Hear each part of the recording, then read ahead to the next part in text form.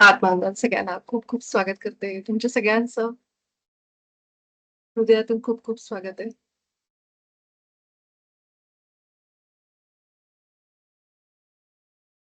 महाअवतार बाबाजी, ब्रह्मर्षी पितामह पत्रीजी आणि आपल्या सगळ्यांच्या आत असलेल्या ईश्वराला प्रणाम करत, वंदन करत, आपल्या सगळ्यांच्या आत्म्याचे आभार व्यक्त करत, आपण सगळेजण युनिफाईडच्या 20व्या आठवड्याला सुरुवात करू.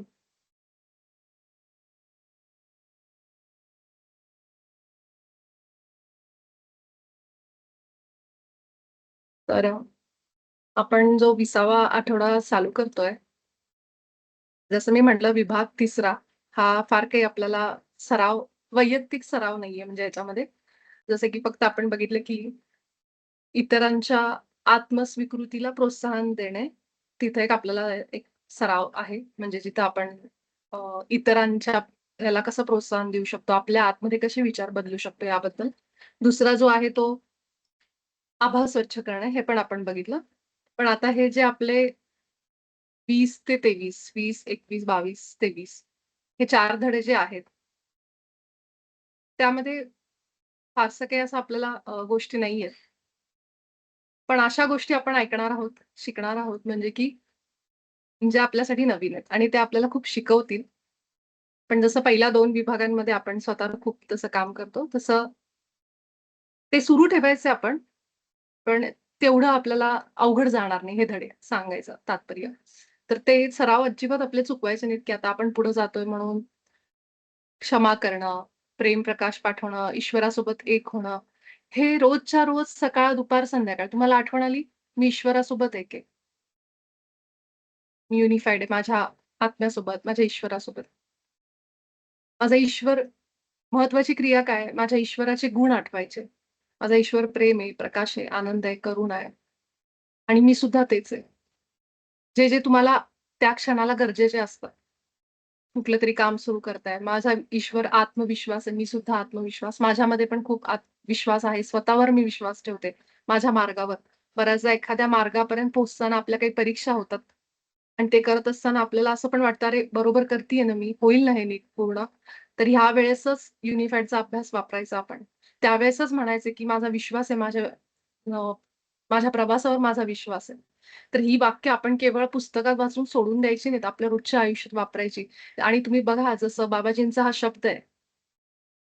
आपल्याला दिलेलं हे सत्य वचन आहे, की ज्यावेळेस तुम्ही ईश्वरासोबत एक होता आणि ते कार्य करता, तेव्हा त्या कार्यामध्ये तुम्हाला तशाच ईश्वरी गुणांचा अनुभव येईल.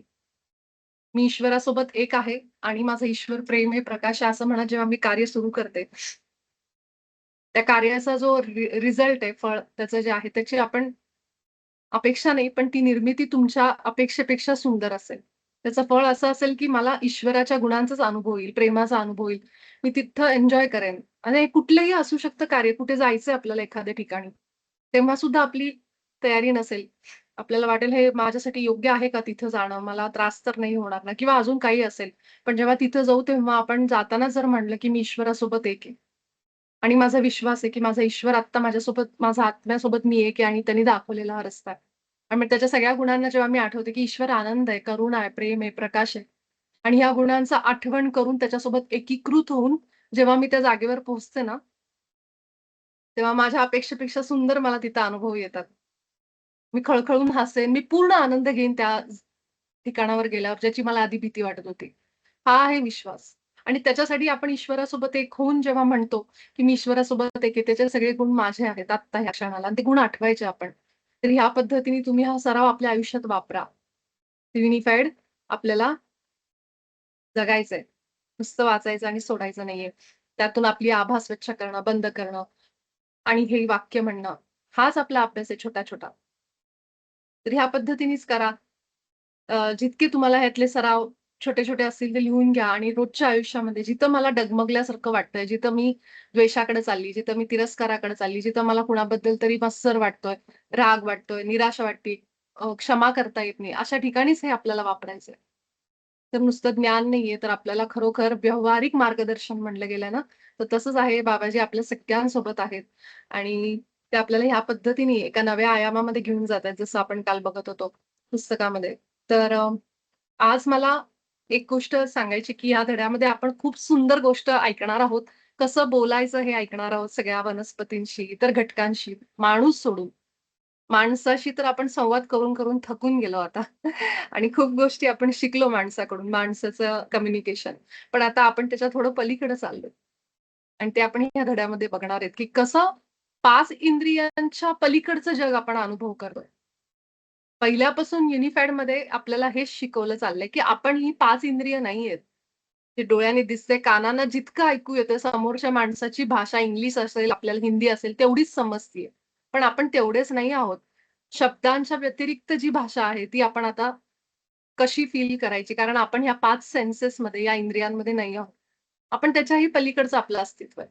आपण खूप खूप भरपूर अमर्याद अशा शक्तीमध्ये आणि ऊर्जेमध्ये आपण आहोत खरे तर.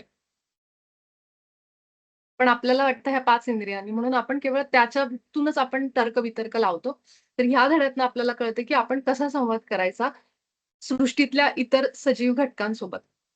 तर ह्याबद्दल खूप छान सांगितलं. मी YouTubeवर काही लोकांचे मुलाखती, पॉडकास्ट वगैरे बघितल्या. आपल्याच ग्रुपमधल्यांनी काहींनी टाकले पण होते, शेअर केले होते. काही लोक आता हत्तीबरोबर कम्युनिकेट करू शकतात, संवाद करू शकतात. झाडांबरोबर पण अजून आत्ताही ते करू शकतात. पक्ष्यांबरोबर बोलतात. त्यांची भाषा त्यांना समजते. तर ही त्याची सुरुवातच आहे, जे काल आपण पुस्तकात पण बघितलं, की वनस्पती किंवा इतर घटकांसोबत पण माणूस संवाद करायला शिकेल. तर तेच युनिफाईडमध्ये प्रॅक्टिकली आपल्याला सांगितलेलं की कसं करायचं. हां, समृद्धी ताई बोला ना. काय कोइन्सिडन्स असतो पहा. अ, कालच माझ्या का परवाच डोक्यात थॉट आला होता. मला पोपट हा पक्षी खूप आवडतो हं. आणि आमच्या इथे ना खूप पोपट येतात. इतके पोपट येतात, की माझ्या डोक्यात तेव्हाच आलं, की खरं आपल्याला हा पोपटांचा संवाद कळला किंवा पोपटांशी जर असं काही कम्युनिकेशन करता आलं तर किती बरं होईल. आपण खरं ध्यानात विचारूया त्या बाबतीत, की मला पोपटांशी बोलायला खूप आवडतं. किंवा खूप पोपट आवडतो आणि आज नेमका हाच विषय पुढे आला. हं. तुमची इच्छा पूर्ण होणार आहे लवकरच आणि तुम्ही ऑलरेडी इतके इंट्युटिव्ह आहात ध्यानामध्ये तुम्हाला इतके, तर तुम्हाला तर हे अवघड जाणारच नाही. कारण हा पण आपला जो सराव आहे या धड्यामध्ये तो पण हृदयावरचाच आहे. काही वेगळं नाहीये त्याच्यासाठी.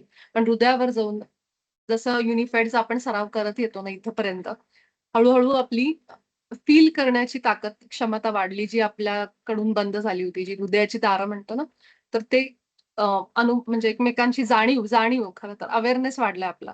आणि हेच ह्या धड्यामध्ये तोच सराव सांगितलेला आहे. तर आपण हो, म्हणजे धड्याची तेच सुरू आपले थॉट कसे मॅनिफेस्ट होतात, असं बऱ्याच वेळा होतंय म्हणजे. काही-काही हां, गोष्टीतून खूप जाणवतं, की होतं. थॉट मॅनिफेस्ट होतायत कुठल्या हं. ना कुठल्या रूपाने. रूपाने आणि ते वाढणार आहे. अजून त्याचा वेग वाढेल. कारण ज्या प्रकारे हं. आपण जास्त उच्च व्हायब्रेशनमध्ये असू, प्रेम प्रकाशामध्ये, तितक्या आपल्या इच्छा पण पटपट पूर्ण होणार. जर आपण लो व्हायब्रेशनमध्ये म्हणजेच काय विचारांनी आपण विश्वास नाहीये, विचार आपले असे आहेत, तर साहजिक आहे आपल्या इच्छांमध्ये पण अडथळे यायला लागतील. त्यासाठी प्रेम प्रकाश, बिनशर्त प्रेम, बिनशर्त प्रेम, अनकंडिशनल लव्ह हेच आपल्याला उपयोगाला येणार आहे आणि त्याची प्रॅक्टिसच आपण करतो युनिफाईडमध्ये. तर thank you. Thank you. Thank you Samruddhi ताई. तर शेअर करते मी स्क्रीन.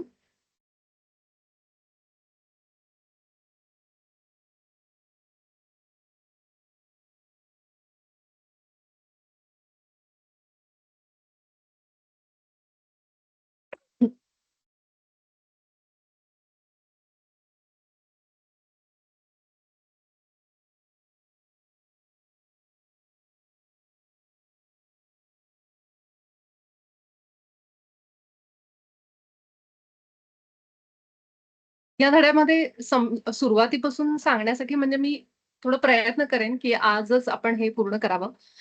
कारण ह्या अशा गोष्टी आहेत आता आपण 20व्या आठवड्यापर्यंत आलोय, की असं काहीच नाहीये, की तुम्ही ह्याच्या आधी ऐकलेलं नाहीये. बऱ्याचशा गोष्टी तुम्हाला रिपीट वाटतील. कारण खरोखर हा अभ्यासक्रम पूर्ण आपल्याला प्रेमाबद्दलच शिकवतो, की प्रेम ही भावना, प्रेम हे तत्व ज्याच्यातून आपली निर्मिती झालीये.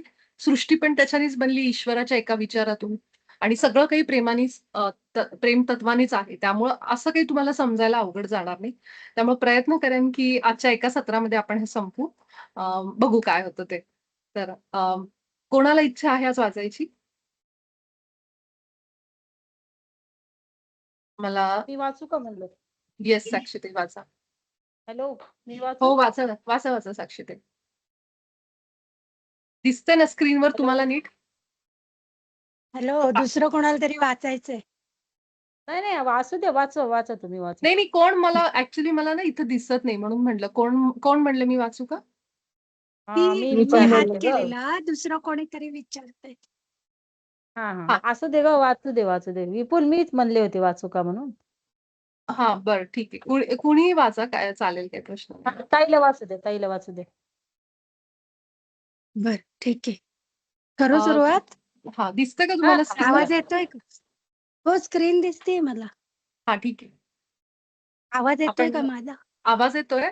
आपण सगळेजण फक्त हा. 1 मिनिट एक क्षणभरासाठी डोळे मिटू. एक मोठा श्वास आपल्या हृदयावर घेऊ.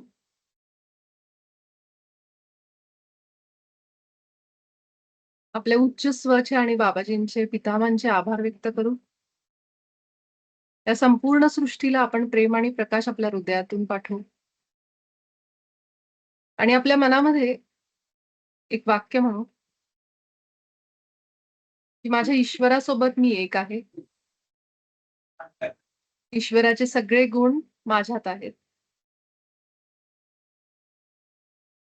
माझा ईश्वर प्रेम, प्रकाश, आनंद, करुणा, सर्वज्ञ बुद्धिमत्ता, परिपूर्ण आहे. म्हणून मी सुद्धा प्रेम, प्रकाश, आनंद, करुणा, सर्वज्ञ बुद्धिमत्ता, परिपूर्ण आहे. आजचं सत्र आमच्या सगळ्यांच्या हिताचं होऊ दे.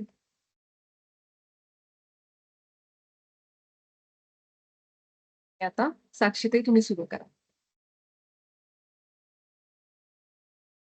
20वा आठवडा. इतर सजीव सृष्टीसोबत संवाद विस्तारित करणे. या आठवड्यात तुम्ही सृष्टीतील प्रत्येक व्यक्ती आणि प्रत्येक गोष्टीशी असलेल्या तुमच्या परस्पर संबंधांचा शोध घेणे सुरूच ठेवणार आहात.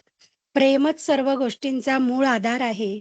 आधुनिक भौतिकशास्त्राच्या भाषेत सांगायचे तर प्रेम हीच एकीकृत क्षेत्र युनिफाईड युनिफाईड फील्ड आहे. प्रत्येक अणूचा प्रत्येक सूक्ष्म कण आणि ऊर्जेचे प्रत्येक क्षेत्र हे मूलतः प्रेमापासूनच बनलेले आहे. म्हणूनच सर्व काही एकच तत्व आहे. आपल्याला त्या एकाच तत्वाची विविध रूपे दिसतात. जसे की खडक, वृक्ष, खारी, फर्न वनस्पती, नद्या, ढग, कुत्रे आणि मोटारी. अतिशय वेगळे वाटतात, परंतु ते मूलतः एकच आहेत. मातीचे भांडे आणि सिंहाची मातीची मूर्ती यात काहीही साम्य नाही असे भासते, परंतु आपल्याला माहिती आहे की ती दोन्ही एकाच मातीची रूपे आहेत. हं. तर आपण या आठवड्यामध्ये करणार काय, की आपल्यासारखे जे इतर सजीव आहेत या सृष्टीमध्ये, ते कुठलेही असतील, त्या सगळ्या सजीवांसोबत आपण बोलणार आहेत. आणि ते बोलणार म्हणजे शब्दांनी नाही. त्यांची भाषा आणि आपली भाषा खूप वेगळी. आपण केवळ आपल्या हृदयातून त्यांच्या हृदयाला कनेक्ट होणार. म्हणजेच त्या प्रेमाच्या लहरीच आहेत, ज्या संपूर्ण सृष्टीशी आपला संवाद घडवून आणतात. आणि हे तुम्हाला अजून नीट समजून घ्यायचं असेल, तर पुन्हा पहिला धडा वाचा, हृदयात केंद्रित होणं. त्या धड्यामध्ये आपल्याला हीच सगळी सुरुवात केलेली. कारण पूर्ण युनिफाईड हा कोर्स अभ्यासक्रम पूर्णपणे प्रेमावर आणि ज्याला ह्या देहामध्ये येऊन या लाईफटाईममध्ये एका तरी जन्मामध्ये ते प्रेम अनुभव करायचंय, की काय असतं जे आपले संत सांगायचे, ऋषीमुनी सांगायचे, की प्रेम, प्रेम. पण ते आपण कधी अनुभवलं नाही. तर हे आपण कायम प्रेम लोकांमध्ये शोधत आलो बाहेर, व्यक्तींमध्ये. पण आपल्याला आपले संत म्हणा किंवा आपली साहित्य किंवा आपली सगळी योग परंपरा, साधना आणि असा अभ्यासक्रम हे शिकवतं, की केवळ व्यक्तींमध्ये प्रेम नाहीये, तर तुमच्या आतमधलं प्रेम तुम्ही कुठल्याही वस्तूशी कनेक्ट होऊन, जी ईश्वरापासून निर्मिती आहे, त्याच्याशी कनेक्ट व्हा आणि प्रेमाचा अनुभव घ्या. म्हणजे प्रेमाला तुम्ही मर्यादा घालू नका, की हे म्हणजेच प्रेम, हे म्हणजेच प्रेम. आपल्या दृष्टीने प्रेमाचे आपण अनेक अर्थ काढतो. माझ्यासाठी हे प्रेम आहे, हे प्रेम आहे. आपण त्याला चौकटीत बसवतो. पण प्रेमाचा अर्थच मुळात खूप विस्तारित आहे, व्यापक आहे. म्हणजे त्याला आपण असं लिमिटमध्ये नाही बसवू शकत. त्यामुळं आपल्याला हे शिकवलं गेलंय आत्तापर्यंत, की प्रेम हे भगवंताशी असलेलं भक्ताचं किंवा कुठल्याही गोष्टीचं झाडाशी, फुलांशी, पानाशी म्हणजे कशातही आपण प्रेम बघू शकतो जर आपली इच्छा असेल तर. पण तो प्रेमाचा अनुभव करण्यासाठी सुद्धा तुमची वेळ यावी लागते. तर प्रत्येकाला नाही समजत हे आपण काय बोलतोय, हे काय लिहिलंय हे नाही समजणार. पण ती तुमची वेळ यावी लागते त्यावेळेस जेव्हा तुम्ही तयार असता. तुम्ही तयार होता ह्या सगळ्या गोष्टी तेव्हाच आपल्याकडे असा अभ्यासक्रम येतो. म्हणून सगळ्यात आधी आपण आपल्या आत्म्याचे आभार की ज्यांनी आपल्याला ह्या अभ्यासक्रमापर्यंत पोहोचवलं, की केवळ ज्ञान नाहीये, तर ते कसं फील करायचं ह्यावर पण आपल्याला गोष्टी सांगितल्यात, की प्रेम अनुभवा, प्रेम ठेवा, करुणा ठेवा. पण ते कसं ठेवा? यासाठी दिलेला एक उत्तम मार्ग, एक व्यवस्थित शुद्ध म्हणतो ना शास्त्रशुद्ध अभ्यासक्रम आहे हा, की जो आपल्याला शिकवतो. स्टेप बाय स्टेप शिकवतो. हाताला धरून एक-एक पाऊल पुढे टाकायला शिकवतायत बाबाजी आपल्याला. तर इतका सुंदर अभ्यासक्रम आहे, की प्रेम तुम्ही प्रत्येक गोष्टी, प्रत्येक घटकाशी कसा अनुभव करायचा आपल्या हृदयातून. आपल्याला वाटतं ह्यांना बोलता येत नाही. त्यांची भाषा खूप सुंदर आहे आपल्यापेक्षा. झाडांना बोलता येत नाही असं वाटतं, पण त्यांची भाषा खूप सुंदर आहे आणि ती आपण ह्याच्यामध्ये बघणार आहेत. म्हणून असं सांगितलंय, की युनिफाईड फील्ड जर काही असेल ना, कुठे जर तुम्हाला भेटायचं असेल ना, कुठल्याही अशा व्यक्तीला, घटकाला, की त्याला जर कुठे भेटायचं असेल ना, तर त्या क्षेत्रामध्ये जावं लागतं. युनिफाईड फील्डमध्ये एकीकृत क्षेत्र काय आहे आपल्या सगळ्यांमध्ये कॉमन? प्रेमाचं आहे. तर त्या प्रेमाच्या क्षेत्रामध्ये त्या जागेमध्ये जावं लागतं, जिथं आपण एकमेकांशी बोलू शकतो संवाद. म्हणून आपले सगळे अभ्यासक्रम कसे आहेत बघा. मी निर्मिती सूत्र बनवते माझ्या विश्वात. मी कुणाला समजून सांगायला जात नाही. मी क्षमा मागते माझ्या विश्वात. मी त्या माणसाच्या पाया पडायला जात नाही, कारण मला माहिती आहे आमचं बोलणं नाहीये. पण मी डोळे बंद करते, हृदयात त्या माणसाला आठवते आणि हृदयातून प्रेम पाठवते त्याला. कारण आपल्या सगळ्यांची हृदय कनेक्टेड आहेत. आणि या हृदयातनं वाहणारं प्रेम जे आहे ना, त्या प्रेमाने आपण सगळे बांधले गेलेलो आहोत. त्यामुळे तुम्हाला क्षमा मागण्यासाठी त्या माणसाला समोर आणायची गरज नाहीये. तुम्ही बसल्या ठिकाणाहून त्याला क्षमा करता. त्याला प्रेम पाठवता. तर ही आहे एकीकृत. असं एक क्षेत्र जिथं आपण सगळेजण एकमेकांशी जोडलेले आहोत. आणि तिथून आपण एकमेकांना बोलू शकतो, संवाद करू शकतो. तर त्यासाठी आपल्याला सांगितलंय, की एकाच तत्वाची अशी आहेत. उदाहरण त्यांनी खूप छान दिलंय, की एखादं मातीचं मडकं असेल आणि सिंहाची मूर्ती काय किंवा देवाची मूर्ती काय किंवा देवीची मूर्ती काय. त्याच्यात काहीही साम्य म्हणजे असं वाटेल, अरे ह्यांचे आकार वेगळे. हे तर साधं मडकं आहे आणि ही तर आमच्या कृष्णाची मूर्ती आहे. पांडुरंगाची मूर्ती. पण ते जे बनलंय ना, ते एकाच तत्वाने बनलेलं आहे मातीच्या. त्यामुळं असं सांगितलं गेलंय. तर ती वेगवेगळ्या रूपांमध्ये ईश्वर प्रकट झालाय. कुणी खारीमध्ये आलंय, कुणी नद्यांमध्ये आलंय, कुणी ढगात आलंय, कुणी कुत्र्याच्या रूपात आलंय, कुणी मांजराच्या रूपात आलंय, मोटारींमध्ये आलंय. सगळीकडे ईश्वर भरलेला आहे. अभिव्यक्ती, एक्सप्रेशन वेगळं आहे. त्याचं रूप वेगळं आहे, रंग वेगळा आहे. त्याला बोलता येत नाही, एकाला चालता येत नाही. अशी रूपं घेऊन आलेला ईश्वर आहे, असं सांगायचंय थोडक्यात, की ह्या सगळ्या एकाच तत्वाची विविध रूपं आपल्याला दिसतात. तर हे खूप छान लक्षात ठेवा, की आपण जे काही आपल्या हातामध्ये मोबाईल जरी आहे, तर तो ईश्वराचंच रूप आहे. इतकं आपल्याला ते प्रेम फील झालं पाहिजे, एकतत्व फील झालं पाहिजे. इतके आपण एकरूप झाले पाहिजेत सगळ्या गोष्टींची. कारण प्रत्येक जण, प्रत्येक गोष्ट ईश्वराची निर्मिती आणि त्याच्यामध्ये ईश्वराचा अंश आहे. साक्षीताई इथून वाचा. ताई मी बोलू का एक? हं, हां. तुम्ही आता बोला जे ना. सांगितलं ना हां, सगळ्यांना आत्मवंदन आणि ताई आता तुम्ही जे बोललात ना ते खरंच तसंच आहे. जेव्हा मी मेडिटेशनमध्ये आले आणि ह्याच्यामध्ये आले तेव्हा मग नंतर कळलं का आपण एक धन्यवाद म्हणून एक मेडिटेशन मी ऐकलं वगैरे. तर मग मी घरातल्या ना सगळ्या वस्तूंवर, सगळ्या प्रत्येक वस्तूवर हात ठेवून किंवा जिथे-जिथे जाईल तिथे-तिथे त्या रूममध्ये, बाथरूममध्ये सगळीकडे त्यांना धन्यवाद, धन्यवाद आहे. आणि मग त्या घराला माझ्या ना एक प्रकारची ती ऊर्जा निर्माण झाली. त्याचा अनुभव म्हणजे मला तर आला आला नाही, पण मग जे माझ्या घरी यायचे वगैरे त्या लोकांना आला तो अनुभव. हं. का इथे काहीतरी वेगळं आहे. म्हणजे आता तुम्ही बोललात ना का आपण त्या मोटारीत बोला किंवा त्या कुत्र्या मांजरात बोला किंवा त्या म्हणजे झाडांना बोला. म्हणजे त्या प्रत्येक गोष्टीत ईश्वराला बघा. तर हा अनुभव आहे ना, हा अनुभव प्रत्यक्ष मी धन्यवाद जेव्हा त्या वस्तूंना बोलायला लागले ना, तेव्हा तो फील व्हायला लागला. ते माझं घर एकदम हे झालं. आता मला ते खूप म्हणजे असं एकदम प्रेममय वाटतंय असं सगळ्या गोष्टी तुमच्या तोंडून ऐकताना. किती खूप खूप छान. थँक यू ताई मला विजयाताई बोल बोलतायत का? हो, मी हां, हां. मला नाव दिसत नाही इथं कोण बोलतंय म्हणून विचारलं. Thank you विजयाताई. हं. खूपच सुंदर अनुभव आहे तुमचा खरंच. ह्याचं मी एक उदाहरण देते. आपल्या घराची समजा अशी बिल्डिंग असेल ना मोठी अपार्टमेंट आणि तिथं लिफ्ट असतात खाली. तर मी अनेकदा बघितलंय, की लिफ्टला ना लोकं असं ते बटन पण इतकं जोरजोरात प्रेस करतात आणि त्या लिफ्टच्या आतमध्ये गेल्यावर पण त्या लिफ्टला तिथं आतमध्ये उभं राहून शिव्या घालतात, अरे काय हे? असं म्हणजे खूप वेळा असे अनुभव बघितले शेजारी असलेल्या लोकांचे वगैरे. तर असा अनुभव आहे, की तेव्हा ना लिफ्ट सारखी बंद पडायची. जेव्हा आतमध्ये उभ्या असलेल्या प्रत्येक माणसानी त्या लिफ्टबद्दल कंप्लेंट करायला सुरुवात केली. त्या दरम्यान मला आठवतंय लिफ्टचे सारखे प्रॉब्लेम यायला लागले आणि मग एकदा असं झालं, मी ज्यांच्याबरोबर होते ते पण माझ्याच असे योग साधनेमध्ये होते. त्यांना म्हणलं, "आपण ह्या लिफ्टला ना चांगले व्हायब्रेशन्स दिले पाहिजेत, म्हणजे हे लिफ्टचा जो सारखा खर्च निघायचा सोसायटीचा आणि सारखी बंद पडायची." म्हणलं, "आपण हे करून बघू," म्हणलं सर. आणि त्यांनाही ते पटलं. त्यामुळे त्यांनी पण काय केलं जेव्हा ध्यानाला बसायचे ते, त्यांनी मला सांगितलं हे नंतर, की मी माझ्या हार्टमधून म्हणजे मी त्यांना म्हटलं, "तर हृदयातनं तुम्ही पाठवा, मी पण पाठवेन." थोडक्यात मी त्यांना थोडं एवढं डिटेलमध्ये नाही सांगितलं. फक्त त्यांना एक सांगितलं होतं, की तुम्ही पण सुरू करा चांगले व्हायब्रेशन्स द्यायला. तर आम्ही जेव्हा-जेव्हा आम्ही दोघं पण, ते सर पण आणि मी पण, कधी त्या लिफ्टमध्ये असायचो ना, तेव्हा मी पण पूर्ण हृदयातून त्या लिफ्टला खूप प्रेम आणि प्रकाश द्यायचे. आणि सारखं म्हणायचे, की ज्या ईश्वरापासून माझी निर्मिती झाली, त्यातनंच तुझी झालेली. आणि जसं मला बनवलं गेलंय प्रेम आणि प्रकाशामध्ये, तशीच तू पण ह्या जगामध्ये निर्माण झाली आहेस कुठल्यातरी गरजेपोटी आणि तुलाही निर्माण केलंय ते त्याच प्रेमात आणि प्रकाशात. कारण लिफ्ट ही आपल्याला लिफ्ट म्हणजे काय? ती निर्जीव आपल्याला वाटते त्याला, पण त्याच्यामध्ये चेतना आहे. त्याला ऊर्जा समजते आणि ती जरी जीव नसलेली असली तरी पण ती ईश्वराचीच रचना आहे. त्यामुळे मी जेव्हा त्याला प्रेम, प्रकाश आणि ते सर पण हे करायचे ना, तेव्हापासून आम्हाला आठवतंय पुढचे काही दिवस कधीच लिफ्ट बंद पडली नाही, कधीच त्रास झाला नाही नंतर.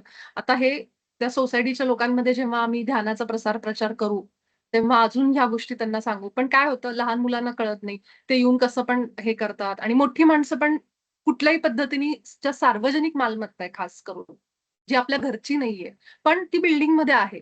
पण ती बिल्डिंग मधली मालमत्ता एक दिवस जरी बंद पडली, मोटार बंद पडली, पाणी नाही येणार, लिफ्ट नाही तर आपल्याला चढवून जावं लागेल. पण हे लक्षात नाहीये. त्यामुळे तिथे उभं राहून त्याला शिव्या घालणं किंवा असं बोलणं, यामुळं ती जास्त खर्च काढते.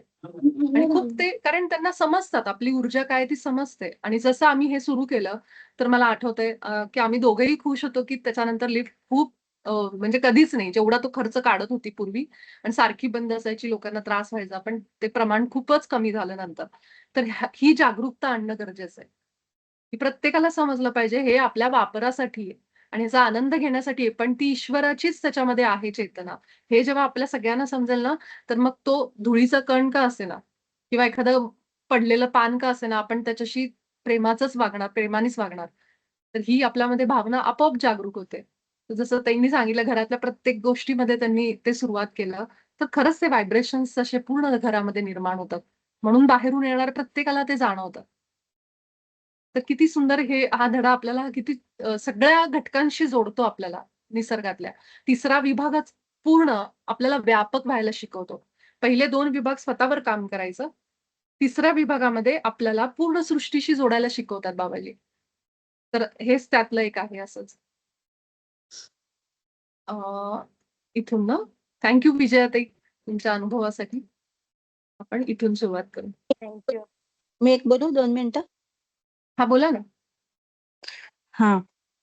आत्ताच्या या प्रेम प्रकाशावरनंच एक उदाहरण मला सांगायचं म्हणजे मला कालच समजलं हं, की प्रेमाचं ऊर्जा ही किती काम करते. तर माझ्या एक ओळखीच्या मैत्रिणी आहेत, आपल्या ध्यानामधल्याच आहेत त्या. तर त्यांच्या शेजारी एक जण राहत होत्या. तर त्या बाईंची डिलिव्हरी झाली. आत्ता काय 10-12 दिवसापूर्वी झाली काहीतरी आणि मुलगा झाला त्यांना आणि त्या मुलगा झाला तसा त्या बाई थोड्याशा नाराज झाल्या म्हणजे. पहिला मुलगा होता त्यांना, तर त्यांना दुसरी मुलगी हवी होती. हं. तर म्हणून त्यांचे मिस्टर, तो जो मुलगा होता अजून तो आणि त्या खूप हे नाराज झाल्या. आणि म्हणजे त्यांच्या त्या व्हायब्रेशन ज्या होत्या, त्या त्या बाळापर्यंत बरोबर पोहोचल्या. आणि त्याची आणि मग त्यामुळं काय झालं, त्यांची ती व्हायब्रेशन त्यांनी कॅच केल्यानंतर, त्या बाळाला जन्मल्यानंतर श्वास घ्यायला खूप त्रास व्हायला लागला. हं, हं. श्वास घ्यायला त्रास व्हायला झाला, त्यामुळे त्याला त्या इन्क्युबेटरमध्ये ठेवलं. आणि मग हे विचार करत बसल्या होत्या, की "अरे, इतके दिवस झाले मला यांनी कळवलं कसं काही नाही अजून, काय झालं, काय नाही कळत." आणि काल त्यांना अचानक पहाटे स्वप्नामध्ये का ध्यानामध्ये सांगितलं, की "तू तिला ताबडतोब फोन कर." म्हणजे जी बाई बाळंतीण झाली, तर हं, त्यांना हं. फोन कर म्हणून. तर त्यांनी त्या खाडकन जाग्या झाल्या आणि त्यांनी 4 वाजता त्यांना मेसेज केला, हं. की "अगं तुझं काही मला कळलं नाही. मला तुला वेळ असेल तू मला फोन कर." हं. असं त्यांनी मेसेज केल्यानंतर 7:30 वाजता काल त्या ज्यांना बाळ झालं त्या बाईंचा फोन आला. ह्या म्हणल्या, "मला काही तू काही कळवलं नाही किंवा काही नाही," असं-असं सांगितलं. मग त्यांनी सांगितलं, की "मी इन्क्युबेटरमध्ये ठेवलंय मुलाला, असं झालं, तसं झालं. आम्ही खूप नाराज झालो, सगळं हे झालं." तर म्हणून त्याला तिथं म्हणजे ठेवलंय. काहीतरी वजन कमी झालं का काहीतरी सोनोग्राफीमध्ये इश्यू झाला शेवटच्या म्हणून ठेवलंय असं सांगितलं का.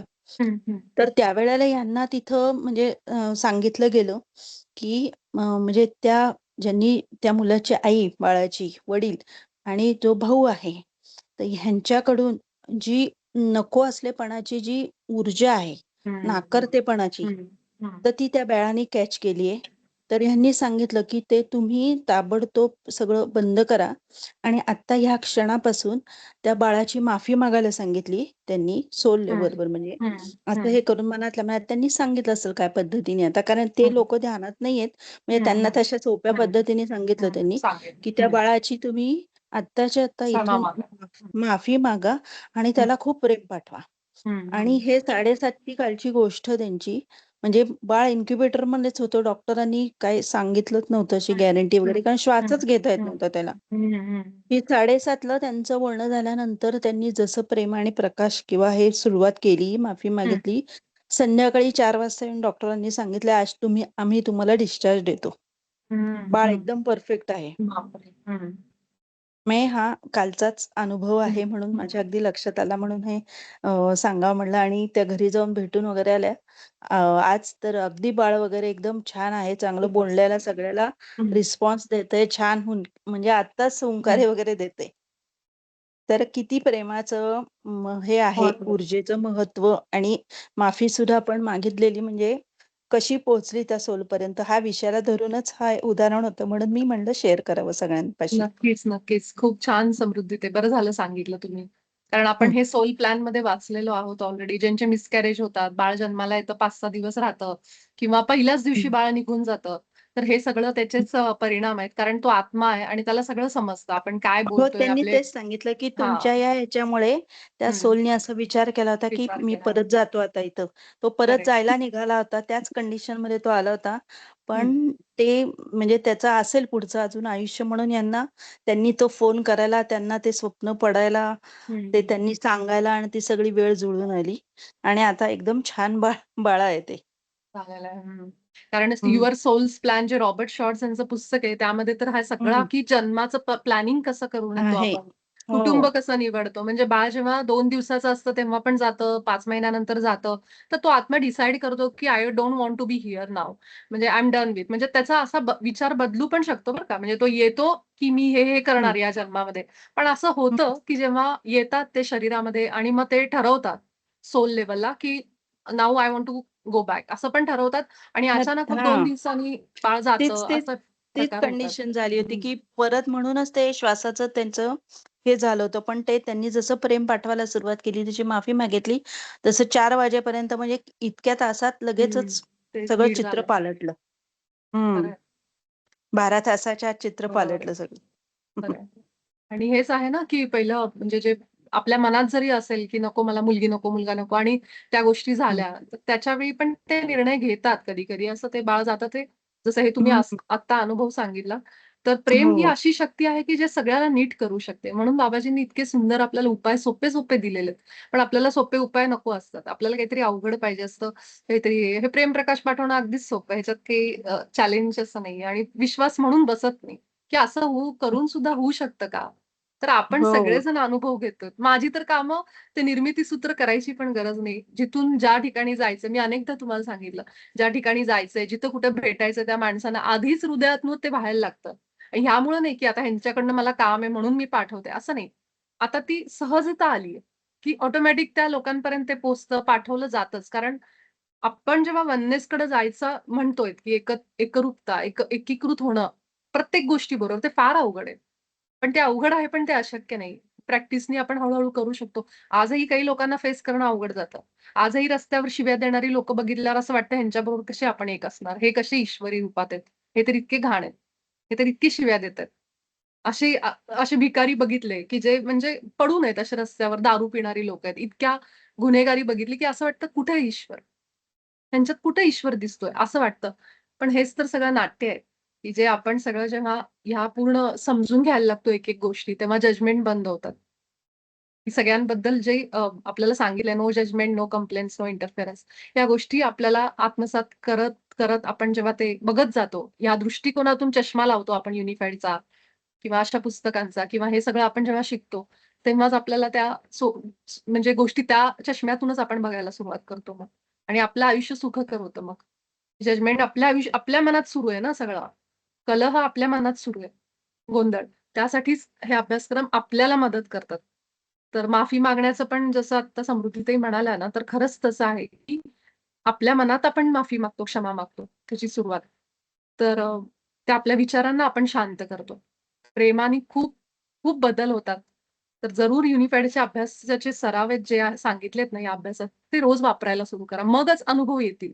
अनुभव आल्याशिवाय आपण जजमेंट म्हणजे न केलेलंच बरं, की अनुभव येतील मग आपोआपच आपल्याला समजत जाईल, की कसे बदल होत आहेत माझ्या आयुष्यामध्ये. तर समृद्धीताई थँक यू. अगदी सुंदर व्यवस्थित छान अनुभव सांगितला जो आपल्याला इथं दिला गेला त्याप्रमाणे सगळ्यांना मदत करेल हा अनुभव. साक्षीताई थँक यू. इथून माझं. संपूर्ण सृष्टीच्या संदर्भातही हेच सत्य आहे. प्रत्येक गोष्ट ही आवाज प्रेमाची एक हॅलो. हा, हां, येतोय येतोय, का येतोय. आवाज? येतोय, येतोय. हा, हा. संपूर्ण सृष्टीच्या संदर्भातही हेच सत्य आहे. प्रत्येक गोष्ट ही प्रेमाची एक साधी आणि अद्वितीय अभिव्यक्ती आहे. याचा अर्थ असा की प्रत्येक अस्तित्वात प्रेमाचे गुणधर्म आहेत, ज्यात केवळ मानव जातीच नव्हे, तर सृष्टीतील प्रत्येक घटकाचा समावेश होतो. ईश्वराने प्रेमाशिवाय अन्य काहीही निर्माण केलेले नाही. हा एक मूलभूत या एका मूलभूत सत्यामध्ये प्रत्येक अस्तित्वाची 2 मूलभूत वैशिष्ट्ये समाविष्ट आहेत.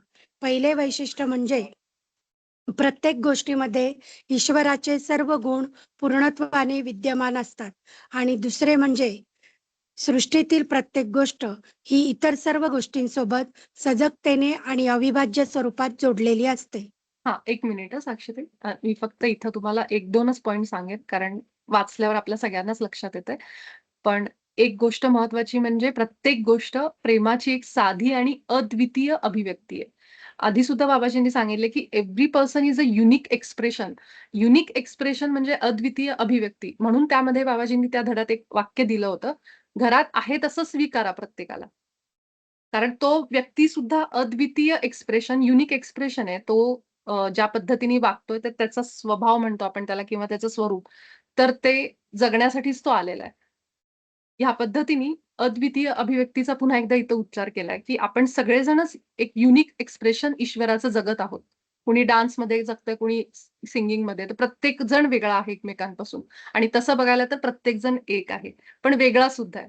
तर ह्या अर्थाने, की माझं एक्सप्रेशन वेगळं आहे. मी का इथं जगतीये, माझा काय उद्देश आहे या देहामध्ये येण्याचा, हा अद्वितीय आहे. हा आणि माझा आणि साक्षीताईंचा सेम असू शकत नाही. आणि तसंच जरी इतकी बघा म्हणजे किती डायव्हर्जन आहे, किती डायव्हर्सिटी आहे, किती वेगळेपण आहे, पण तरीही आपण एक आहोत. हे अद्भुत आहे, की आपण तरीही एक आहोत कारण आपण प्रेमाच्याच तत्त्वाने बनलेले आहोत आणि प्रेम ही एकच गोष्ट अशी जी आपल्या सगळ्यांना जोडते. आपल्या सगळ्यांमध्ये कॉमन युनिट आहे. एकच सामायिक भाग आहे आपल्या सगळ्यांचा जो प्रेम आहे. आपण कितीही वेगळे असू, एक जण ह्या एक्स्ट्रीम टोकाचा, एक जण असा एकदम घरामध्ये 4 टोकं 4 लोकं 4 बाजूला असतात. पण तरी सुद्धा ते सगळेजण एकाच तत्वामध्ये आहेत. ते आपल्याला मान्य करणं थोडं अवघड जातं. पण तसंच सांगितलं गेलंय, की ते सगळेजण युनिक आहेत. प्रत्येक जण. दिसायला सुद्धा, रूपाने सुद्धा सगळ्यांची रूपं वेगवेगळी. तर कशी ही अद्भुत रचना आहे या सृष्टीची खरंच कळत नाही कधी-कधी. आणि त्यामुळे इथं एक गोष्ट आहे, की प्रत्येक अस्तित्वात प्रेमाचं गुणधर्म आहेत. केवळ मानवजाती नाही, तर प्रत्येक घटकाचा त्याच्यामध्ये समावेश आहे. हे कायम आपण लक्षात ठेवलं पाहिजे. मग ती सार्वजनिक मालमत्ता असेल किंवा घरातली प्रायव्हेट असेल. त्या प्रत्येक गोष्टीमध्ये ईश्वर आहे. ईश्वराचा अंश आहे. त्याला एक चेतना आहे, त्याला एक कॉन्शियसनेस आहे. त्यातून त्याची निर्मिती झाली आहे. आणि इथे एक वाक्य बघा, काहीच निर्माण नाही केलंय ईश्वराने प्रेमाशिवाय. काहीच निर्मिती नाहीये.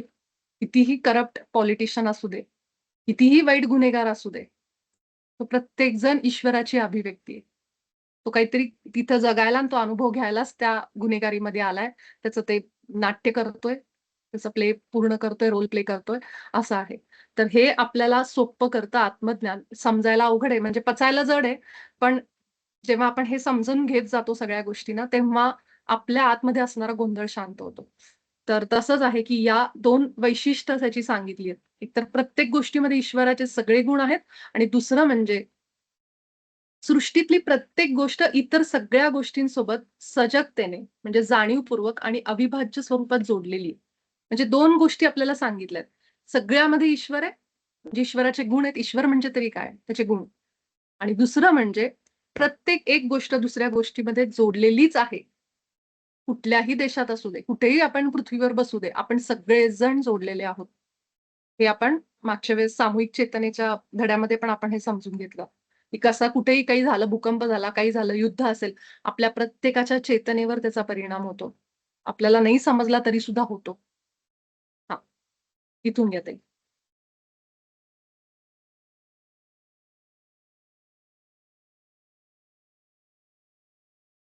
साक्षी ताई इथून वाच. होय. आला? हां, आता आलं. हॅलो. हो. हा, बंद होते ते लक्षात नाही माझ्या. अच्छा. आता तुम्ही ईश्वराकडून मिळालेल्या आणि ईश्वर स्वरूप असलेल्या गुणांसोबत पूर्णतः सहजतेने एकरूप झाला आहात.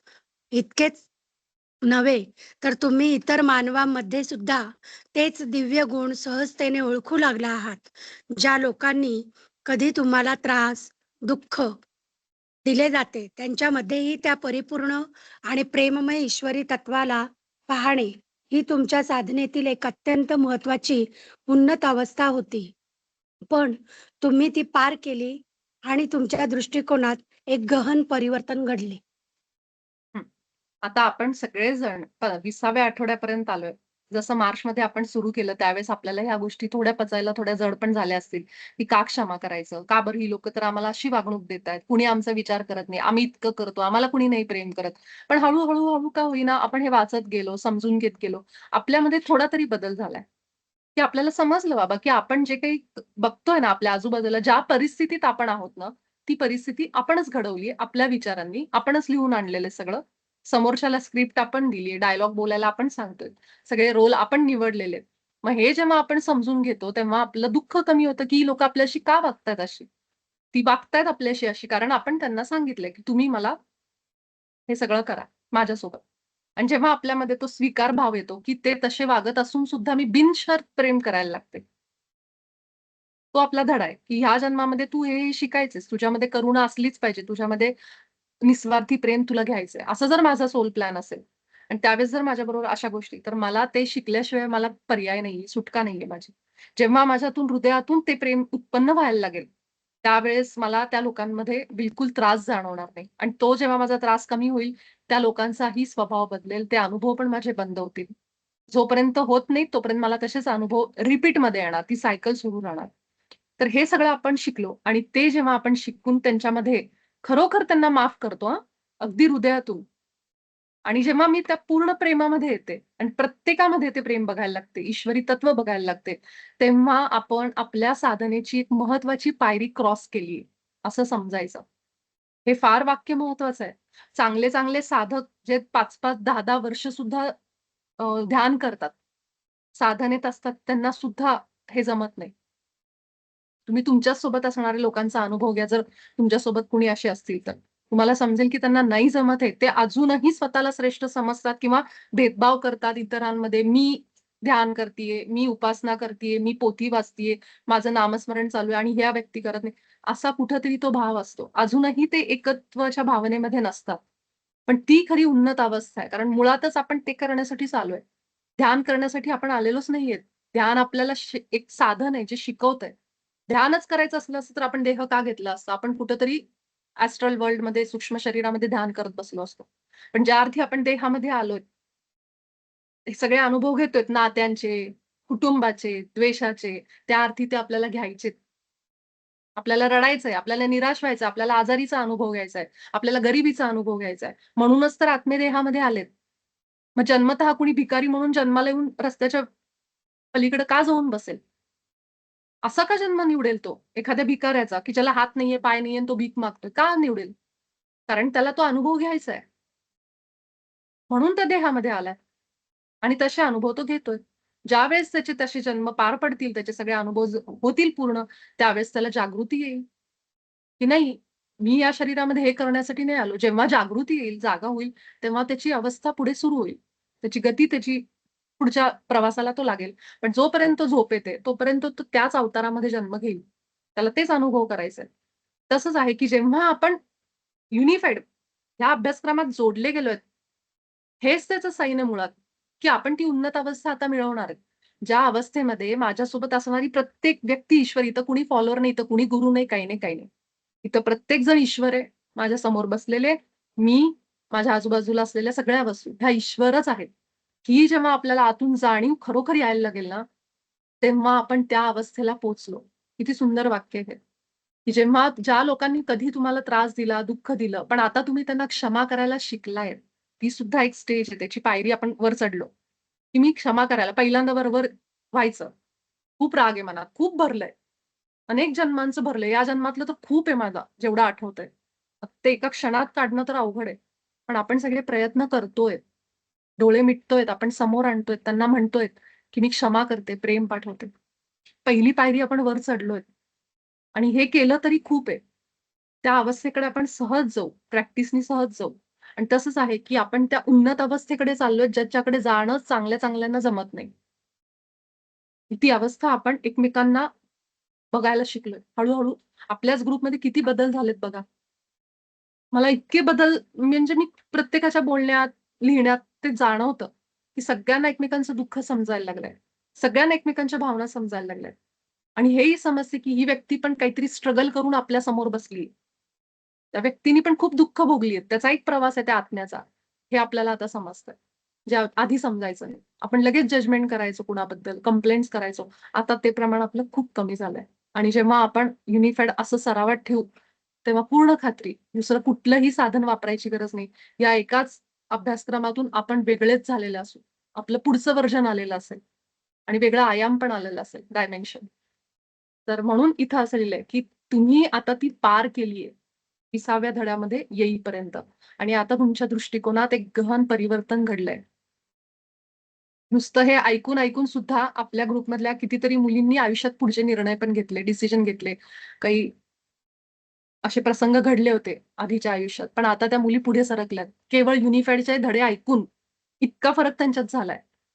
एक वेळ येईल जेव्हा ते त्यांचे अनुभव आपल्यासमोर सादर करतील.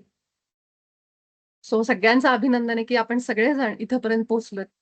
आणि अजिबात असं समजायचं नाही, की मला तर माझा काही फरक जाणवत नाहीये. असं जर तुम्हाला वाटत असेल, तुमचा गैरसमज आहे. तुमच्या आतमध्ये सुप्त मनामध्ये, अवचेतन मनामध्ये खूप बदल झालेत. योग्य वेळेला ते सगळे तुम्हाला समजायला लागतील. हां, साक्षी ताई इथून वाचा. आज तुमच्या सभोवतालच्या प्रत्येक घटकात तुम्ही तेच दिव्य गुण अनुभवता. ज्या रोपाला तुम्ही दर आठवड्याला जल अर्पण करता, ते रोपही अगदी तुमच्यासारखेच आहे. ते प्रकाश आहे, ते सत्य आहे, ते प्रेम आहे, ते आनंद, सुख आणि परमानंद आहे. ते सर्वज्ञ बुद्धिमत्तेचे रूप आहे. ते सर्वव्यापी अस्तित्व आहे. ते पूर्णत्व आहे. ते शांतता आणि सौम्यता आहे. ते समृद्धी आणि विपुलता आहे आणि ते कोणत्याही प्रकारच्या पूर्वग्रहाविना पूर्ण निरपेक्षतेने अस्तित्वात आहे. हे सर्व त्याचे काही गुण आहेत. असे गुण ज्यांच्यावर आधारित ही संपूर्ण सृष्टी निर्माण झाली आहे.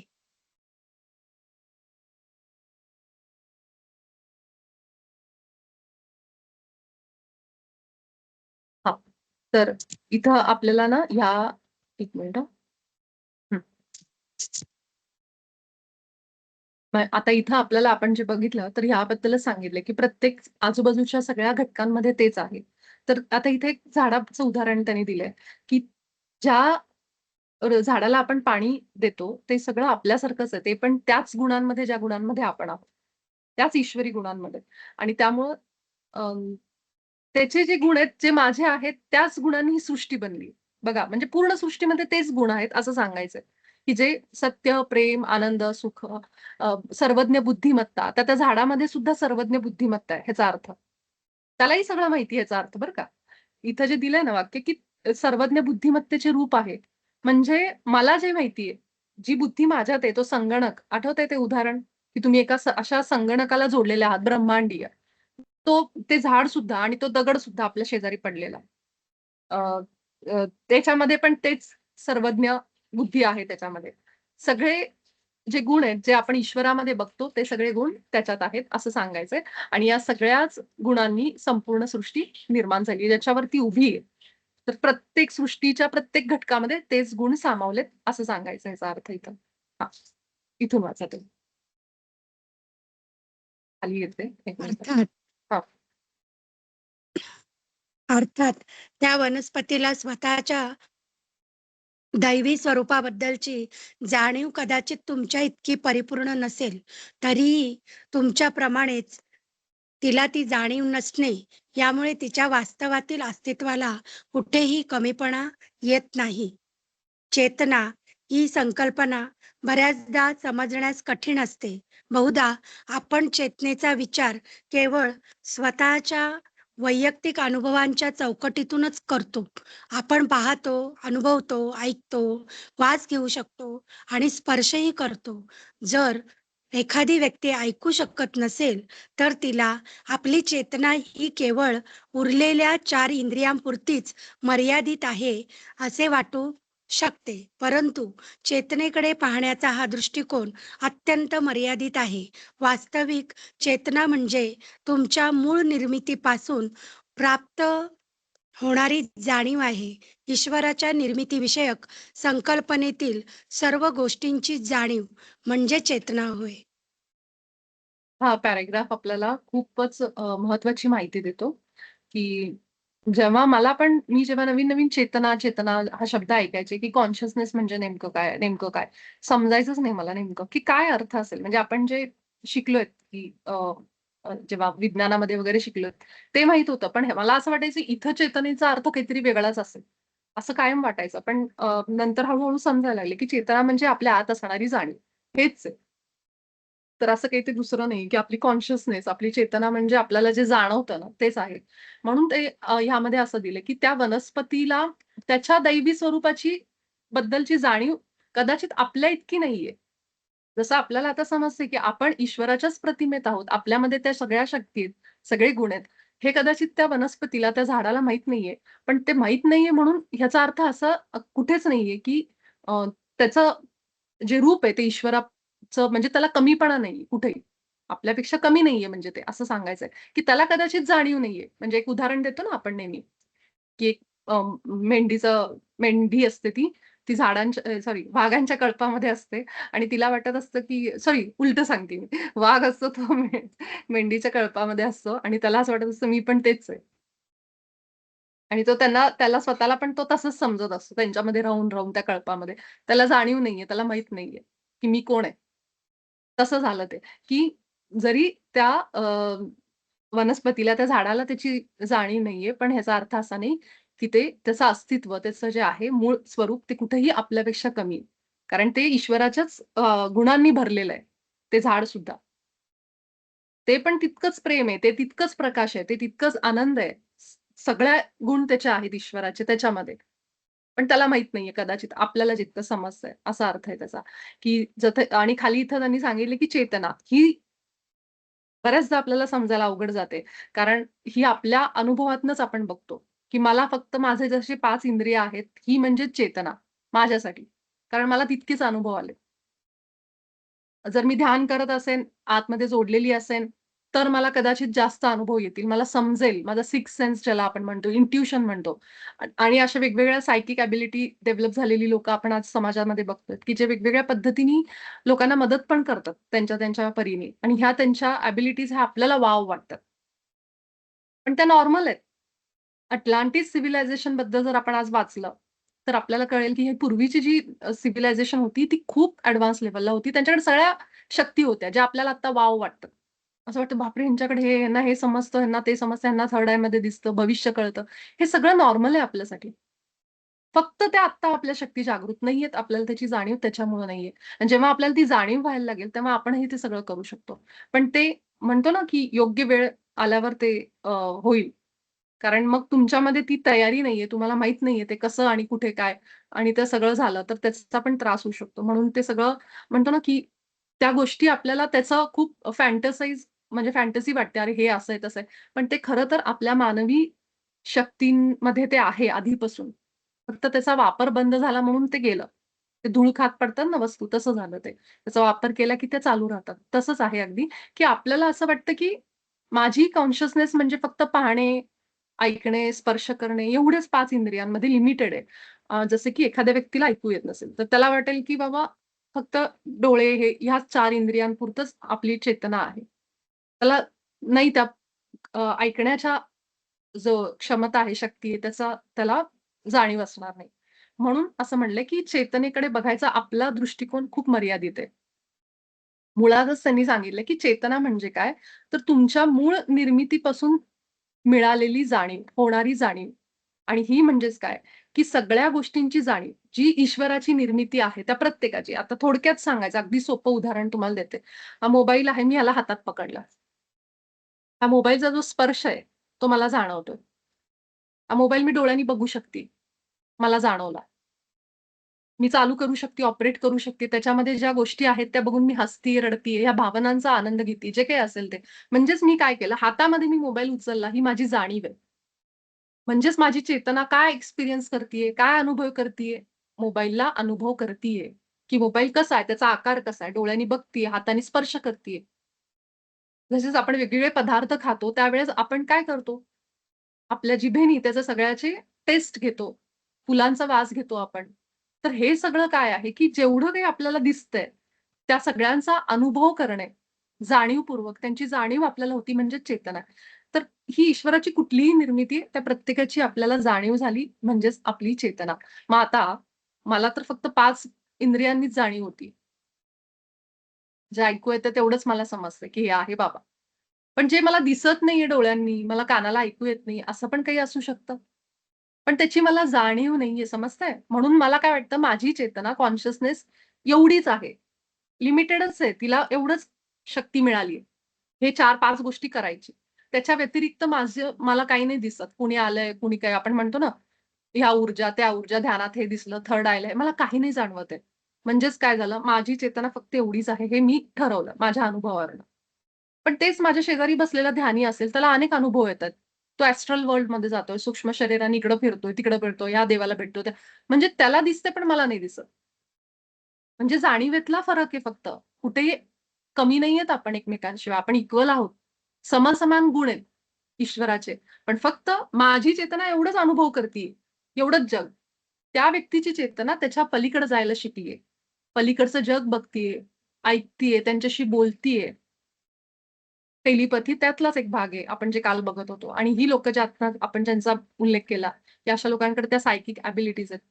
तो पण त्यातलाच भाग आहे, की त्यांची कॉन्शियसनेस, त्यांची चेतना त्या पलीकडे जाऊन जाणीव करू शकते. इतके ते जागरूक आहेत स्वतःबाबतीत. स्वतःच्या सगळ्या इंद्रियांबाबतीत, सगळ्या अस्तित्वाबाबत, ईश्वराचं जे दुसरं अस्तित्व आहे त्याच्या बाबतीत. म्हणून ते अनुभव करू शकतात. हा फरक आहे. म्हणून मी आत्ता मगाशी वाक्य काय म्हणलं, की आपण वॉव म्हणतो, की अरे ह्यांना हे कळतं. पण हे आपल्यामध्ये पण आहे. फक्त आपली जाणीव तिथपर्यंत नाहीये. म्हणून ते आपल्याला दिसत नाहीत, अनुभव होत नाहीत, करता येत नाही आपल्याला. पण आपण नाही करता येत ह्याचा अर्थ काय? जसं वनस्पतीचं उदाहरण आहे. झाडांना ते दैवी आहेत हे माहीत नाहीये. पण ह्याचा अर्थ ते कुठेही कमी नाहीयेत. तसेच आपण आहोत. म्हणून पितामह पत्रीजी म्हणायचे, की तुम्हाला डोळ्यापुढं काही नाही दिसत आहे, तर त्याच्या मागे पळू नका ध्यानामध्ये. ह्याचा अर्थ असा नाही, की तुम्ही कुठेही कमी आहात. फक्त ती जाणीव तुमच्यात नाहीये म्हणून तुम्हाला ते कदाचित ऐकू येत नाही, ध्यानात काही दिसत नाही. पण आपण जे नेहमी सांगतो, की ध्यानाला बसल्यानंतर तुमच्यावर त्या क्रिया, त्या ऊर्जा येत असतात. फक्त तुम्ही बसा. नाही दिसलं, नाही हे झालं तरी सुद्धा तुमच्यात बदल होतात. हे त्यासाठीच. इथून वाचत आहे.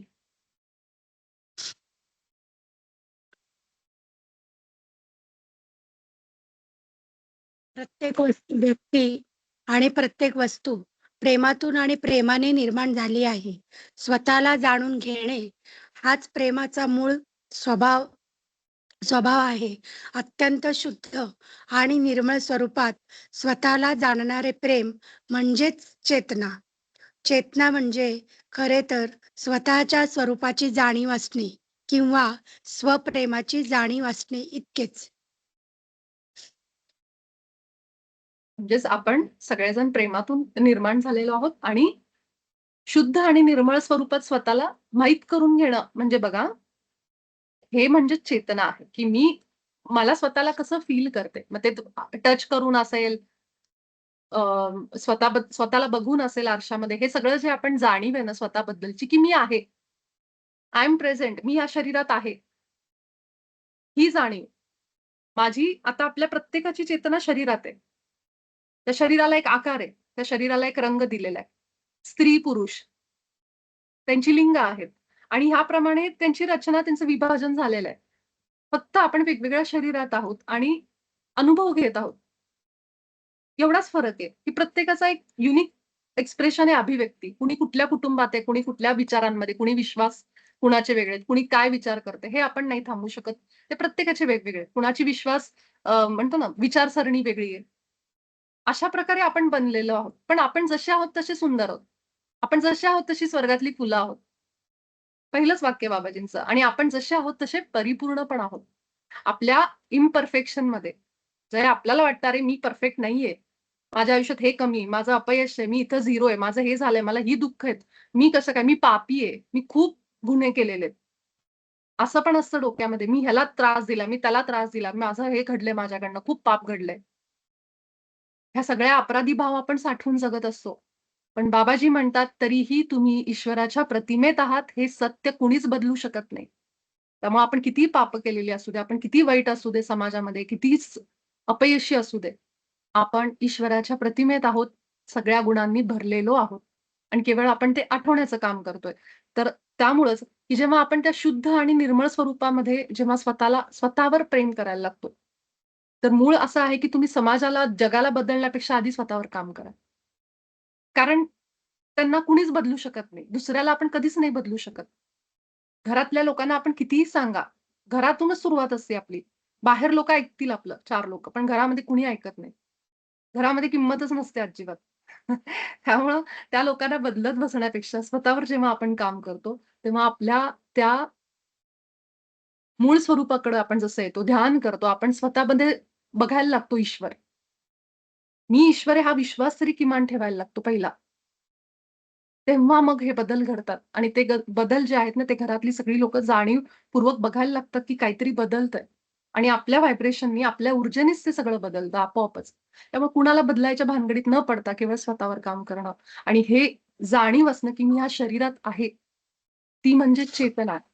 म्हणून त्याला पाप पुण्याच्या तराजूमध्ये तोलायची काही गरज नाहीये. द्वैतामध्ये बसवायची काही गरज नाहीये. आपण चेतना आहोत, शुद्ध चेतना आहोत ना, आपण स्त्री आहोत ना म्हणतात ना ते.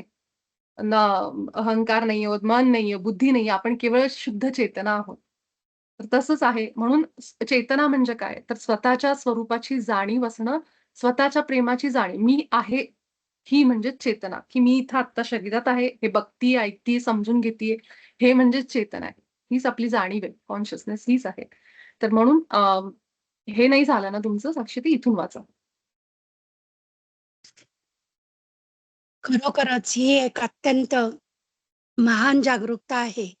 पूर्ण जागृत असणे म्हणजे प्रेम आणि प्रेमाशी संबंधित सर्व तत्वांची संपूर्ण जाणीव असणे होय.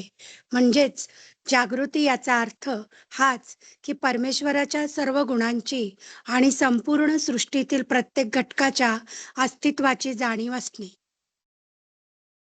म्हणजे ही जागरूकताच महान आहे. जोपर्यंत मला समजतच नाही, की मी आहे आणि मग मी प्रेम आहे.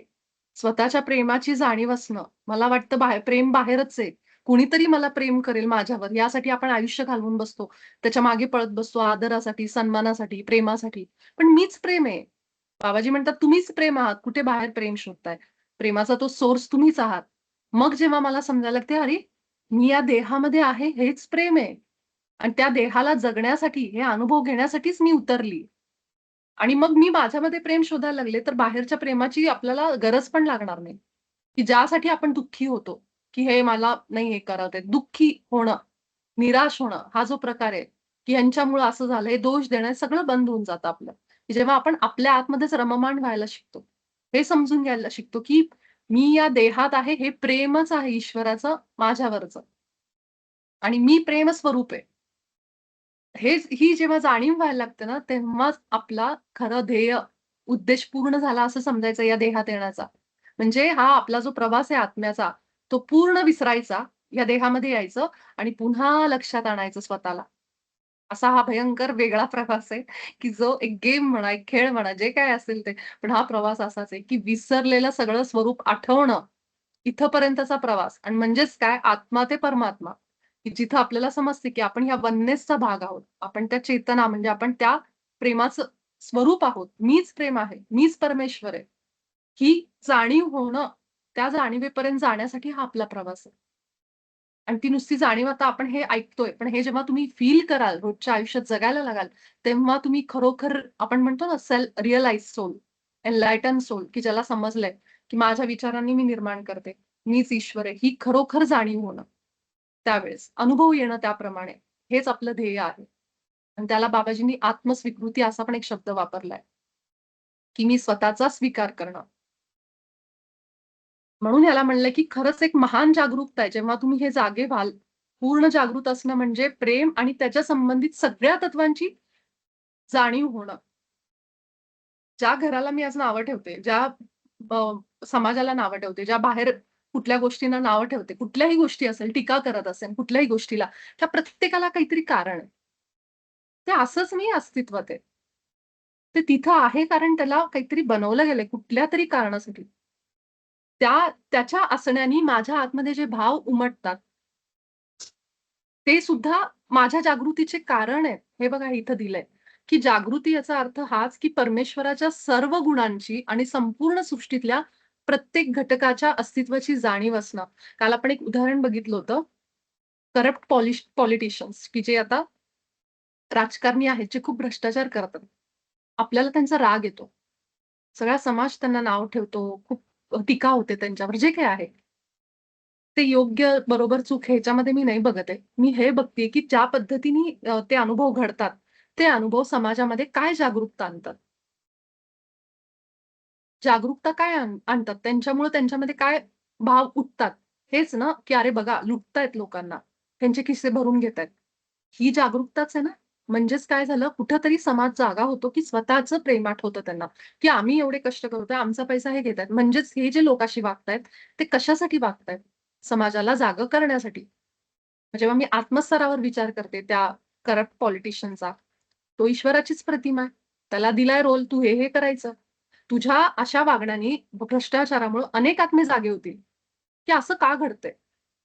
हा प्रश्न त्यांच्या आतमध्ये उठेल, की यांना आपण का निवडून देतोय?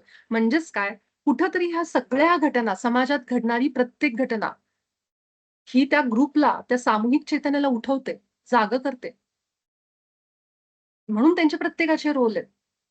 मग जेव्हा असे घडतात, गुन्हे घडतात, या प्रत्येकाच्या मागे कारण आहेत आणि तसंच निर्जीव वस्तू म्हणतो आपण किंवा हे म्हणतो, ह्या कुठल्याही जी काही या सृष्टीमध्ये आहे अस्तित्वात, त्या प्रत्येकाला कारण आहे. त्या प्रत्येकाचा काहीतरी उद्देश आहे पृथ्वीवर असण्याचा, उगाच नाहीये ते.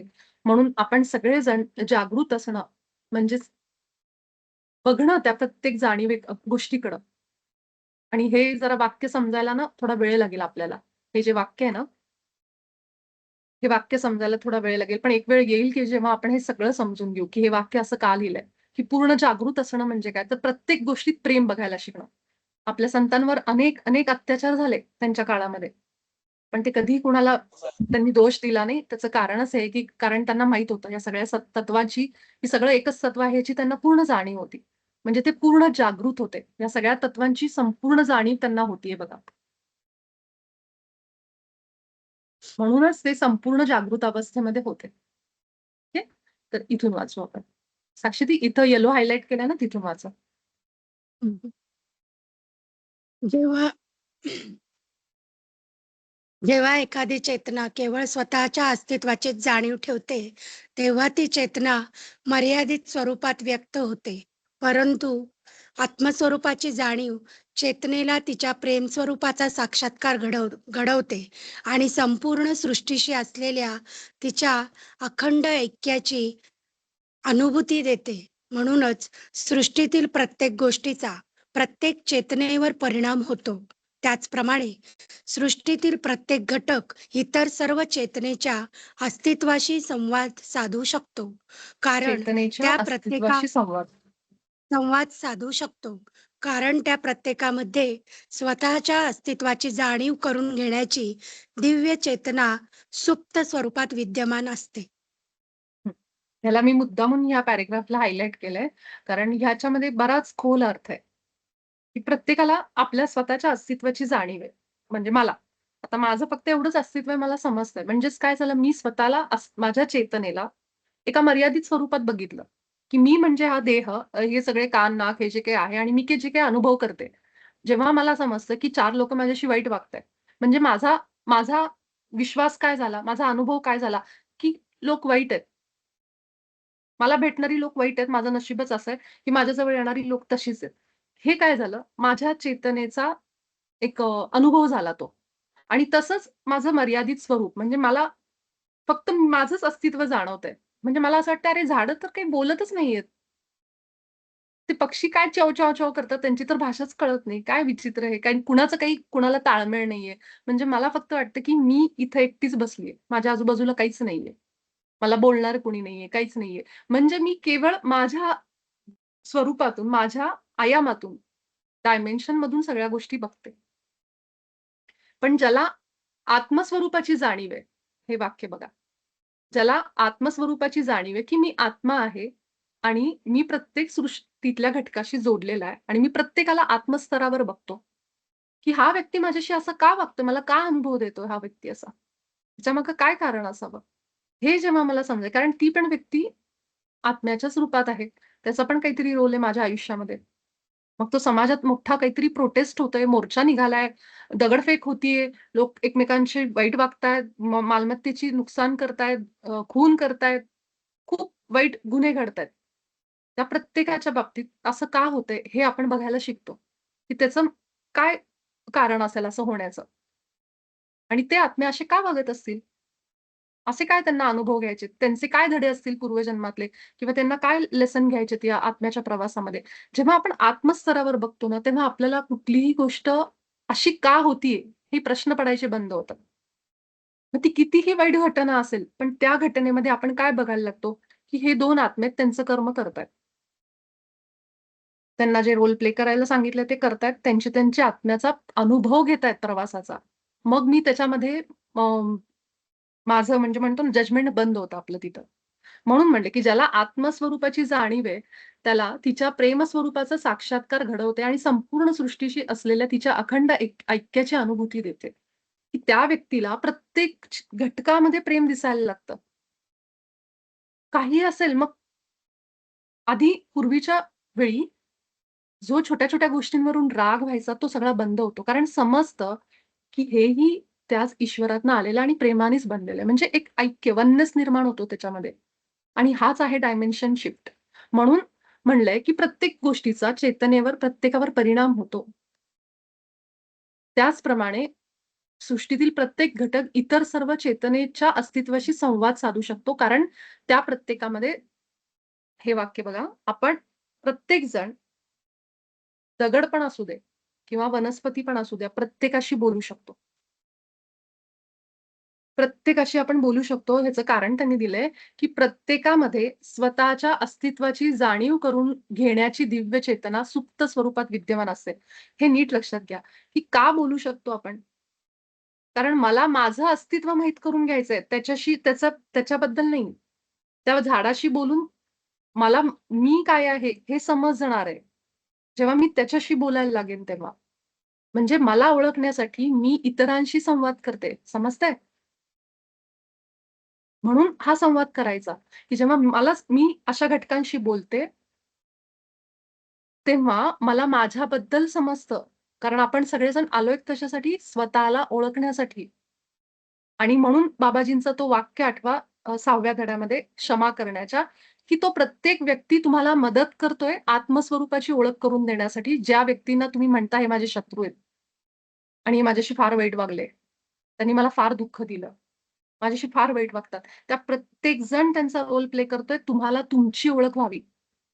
तुम्ही आत जावं, डोळे बंद करावेत आणि तुम्ही स्वतःच्या स्वरूपाला ओळखावं त्यासाठी या देहात आलोय आपण. जेव्हा आपण ते करू तेव्हा आपला हा जो जन्म मरणाचा जो म्हणतो आपण, तो प्रवास बंद होतो. म्हणून आत्मसाक्षात्कार होणं हे गरजेचं आहे, असं सगळे म्हणतात. ते ह्यासाठी की आपण जेव्हा इतरांशी बोलायला लागतो, तेव्हा आपल्याबद्दल माहिती कळते आपल्याला, की मी कशी आहे. एक छोटंसं उदाहरण तुम्हाला देते. एखादी स्त्री असेल, इंग्रजी बोलणाऱ्या बायका आहेत. तिला जायची भीती वाटते. अरे, इथं सगळे हाय-फाय लोकं आहेत. सगळे इंग्लिशमध्ये बोलतायत. मी तर अशी गावातली साधी, मला काही कळत नाही. कसं जाऊ ह्यांच्यामध्ये? म्हणून ती खूप दिवस शांत बसते एका ठिकाणी आणि त्या बायका सगळ्या शहरातल्या, छान हाय-फाय एकदम मॉडर्न राहणाऱ्या, इंग्लिश बोलणाऱ्या आणि ह्या बाईच्यामध्ये मनामध्ये खूप हे असतं, की मला कसं ते एक्सेप्ट करतील? मी तर अशी गबाळी, अशी गावठी दिसणारी, माझं बोलणं पण असं, असं म्हणून तिच्यामध्ये खूप दिवस हे असतं. आणि ती वेगळी बसत असते. मग एक दिवस त्यांच्यातलीच एक बाई येते आणि म्हणते, की "हे तुम्ही का असे बसता?" वगैरे बोलते त्यांच्याशी. आणि मग त्या सगळ्या जणी त्यांच्याशी बोलायला लागतात. त्यांचं खूप छान एक छान बॉन्डिंग होतं. सगळ्यांना समजते, की या गावातून आलेल्या आहेत वगैरे, वगैरे. मग ते त्यांना असं जाणवू पण देत नाहीत, की ह्यांना तुम्हाला इंग्लिश येत नाही किंवा असं तुम्ही काहीतरी वेगळे आहात, असं जाणीव पण होऊ देत नाहीत. तेव्हा ही जी स्त्री आहे ना, इतकी खुलते त्यांच्याबरोबर. म्हणजे एक भाग होऊन जाते त्यांच्यातला आणि त्यांना काहीच फरक पडत नाही, की लँग्वेज, भाषेचा काहीच प्रॉब्लेम राहत नाही, नाही कपड्यांचा. ते इतके मिक्स होऊन जातात आणि मग त्या बाईला स्वतःबद्दल कळतं, की अरे मी तर इतके दिवस स्वतःला असं हे करून ठेवलं होतं आणि त्यांच्यामध्ये गेल्यानंतर ती जी स्त्री आहे, जी गावातून आलेली, तिला छान डान्स येत असतो, पण कधी तसं चान्स मिळाला नाही. तिला गाणं येत असतं, ते कधी समजलं नाही घरातल्या सगळ्या गोष्टींमुळे. पण त्या ग्रुपमध्ये गेल्यानंतर तिच्या त्या गोष्टी खुलतात. आणि तिला समजायला लागतं, अरे हे पण आहे माझ्या आतमध्ये. हळू-हळू तिच्यामध्ये ते पण डेव्हलप होतं. म्हणजेच काय, तिला स्वतःच्या अस्तित्वाची जाणीव होते, जेव्हा ती दुसऱ्यांबरोबर बोलायला लागते. असे आपली किती उदाहरणं आहेत आपल्या आयुष्यामध्ये, थोडं लक्ष द्या. आपण स्वतःला कधी ओळखतो? जेव्हा आपण इतर लोकांशी जेव्हा आपण बोलतो, तेव्हा आपल्याला, अरे माझा स्वभाव थोडा फटकळ आहे बरं का. मी जे असेल ते तोंडावर बोलते. किंवा असं आपण म्हणतो. मग हे कधी समजतं, की मी फटकळ आहे, मी प्रेमळ आहे, मी रागीट आहे, मी वाईट आहे, हे कधी समजतं आपल्याला? जेव्हा आपण इतरांसोबत संवाद करतो तेव्हा. म्हणजे इतर लोक आपल्याला मदत करतायत स्वतःला ओळखायला. अगदी त्याचप्रमाणे माझ्यामध्ये असलेले गुण आणि दोष, दोष हा महत्वाचा शब्द आहे. कारण दोष आपण पटकन मान्य नाही करत. पण त्यासाठी सुद्धा इतर लोक आपल्याला मदत करतात. आपण ओळखू की नाही ही दुसरी गोष्ट आहे. स्वतःला दोष काय आहेत बाबा माझे. पण त्यासाठी इतर लोक सांगतात, की तुला रागावर कंट्रोल करणं गरजेचं आहे. तू फार रागीट आहे म्हणल्यावर राग येईल ऐकल्यानंतर आपल्याला. तर हे आपल्याला शिकवणारी दुसरी लोक असतात. म्हणून तसंच वनस्पती किंवा ह्या बाकी झाडी किंवा हे सगळे पशु-पक्षी हे सगळे आपल्याला मदत करतात. जेव्हा आपण त्यांच्याशी बोलतो, कम्युनिकेट करतो. तर प्रत्येक घटक आपल्याला मदत करतोय स्वतःला ओळख करून घेण्याची, स्वतःला ओळखण्यासाठी, आत्मस्वरूप ओळखण्यासाठी मदत करतोय, असं सांगितलंय. तर त्यासाठी हा हायलाइट केलेला आहे. तर तरीही एकदा पुन्हा वाचा जेव्हा तुम्हाला नीट अजून हळू वाचा पुन्हा एकदा. साक्षी ते इथून वाचा. संपूर्ण सृष्टीशी संवाद साधण्याची तुमची क्षमता अत्यंत विकसित आहे. तुम्ही आयुष्यभर ही क्षमता वापरत आला आहात. कदाचित त्यावर तुमचा तितका विश्वास नसेल, इतकेच. या आठवड्यात तुम्ही तुमच्या आत असणाऱ्या या क्षमतेला अधिक जागृत आणि प्रगल्भ करणार आहात. हां, पुढचं पण वाचा. आज शक्य तितक्या लवकर निसर्गाच्या सान्निध्यात जा. एखाद्या सार्वजनिक बागेत, ग्रामीण परिसरात किंवा अगदी तुमच्या घरातील बागेत अथवा अंगणात. तेथे एखादे झाड निवडा. ते झाड सुंदर, भव्य किंवा पूर्णपणे निरोगी असणे आवश्यक नाही. ते फक्त सजीव असावे. त्या झाडाजवळ शांतपणे बसा, डोळे मिटा आणि तुमचे संपूर्ण लक्ष हृदय केंद्रावर स्थिर करा.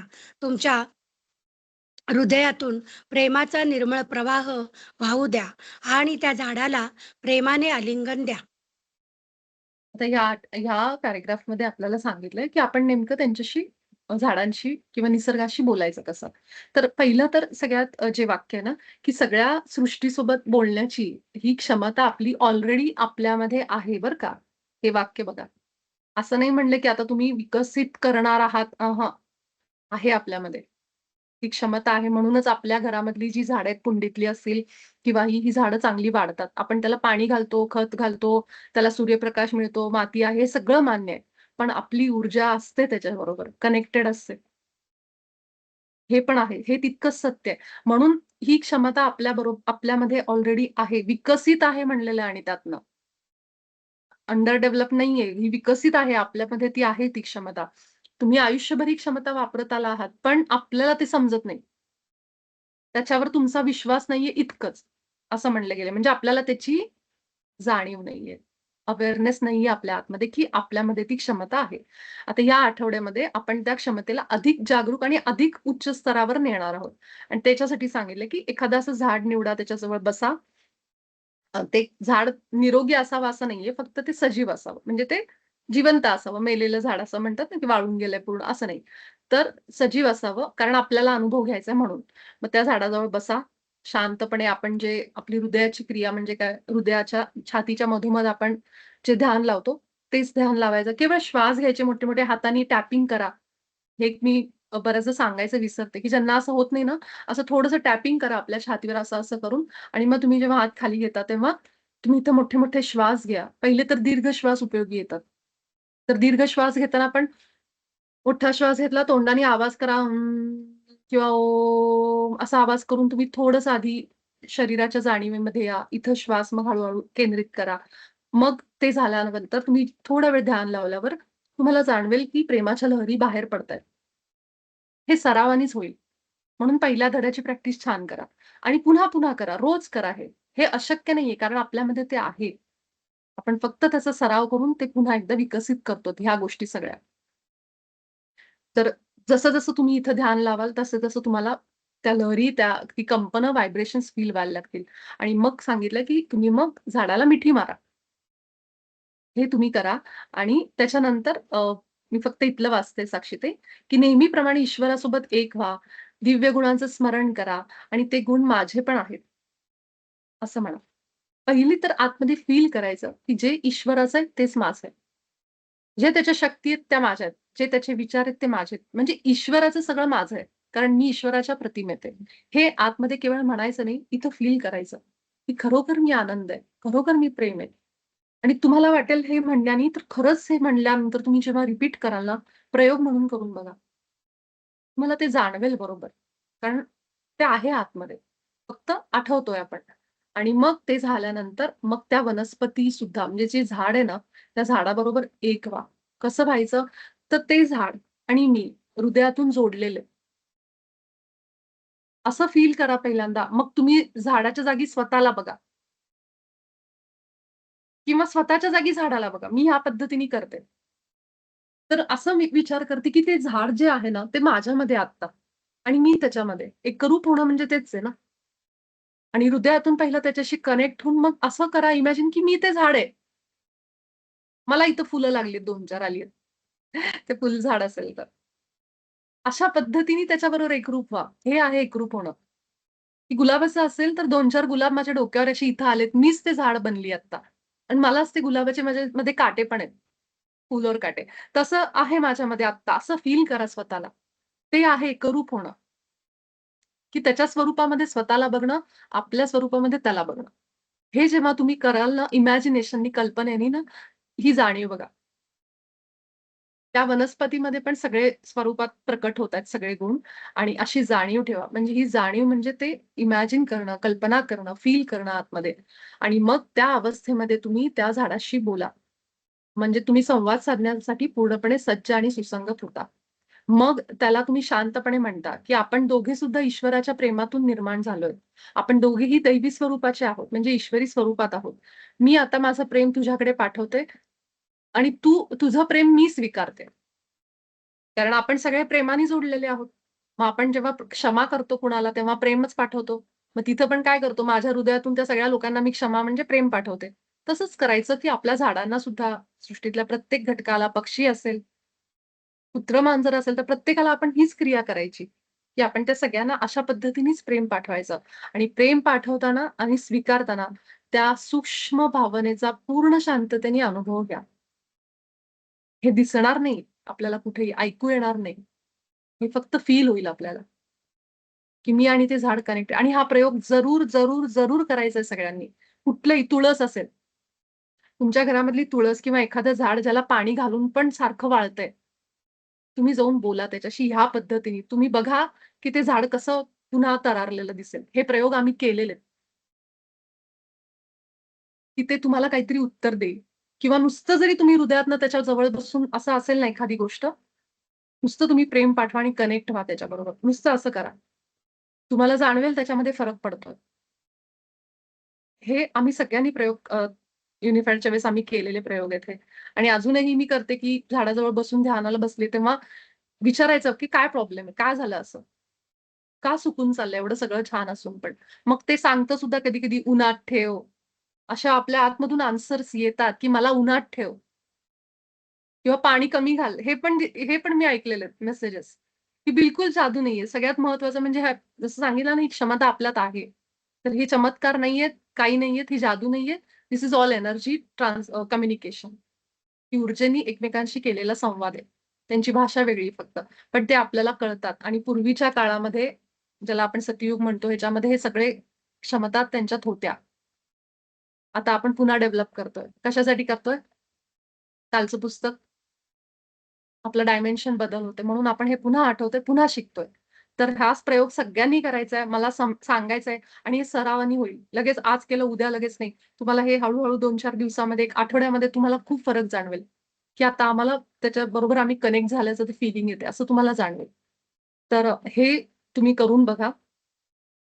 काही मिनिटांनंतर म्हणा, की उच्च स्व मला सांग, की अ, मी तुला अधिक आरामदायी वाटेल अ, असे काय करू शकेन? कसे करू शकेन?